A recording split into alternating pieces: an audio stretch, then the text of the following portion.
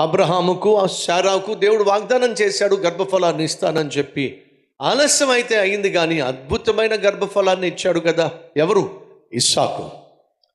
ఇస్సాకు రెబ్కా, వీళ్ళిద్దరూ అద్భుతమైన ఆత్మీయులే. ఆలస్యం అయితే అయింది కానీ అద్భుతమైన కుమారుడే పుట్టాడు కదా. ఎవరు?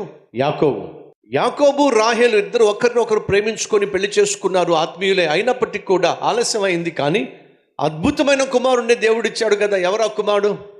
యోసేపు. హన్నా భర్త ఎంతో కొంత ఆత్మీయులు. హన్నా అయితే చాలా ప్రార్థన పర్రాలు. ఆలస్యం అయితే అయ్యింది కానీ అద్భుతమైన కుమారుడే పుట్టాడు కదా. ఎవరో చెప్పండి?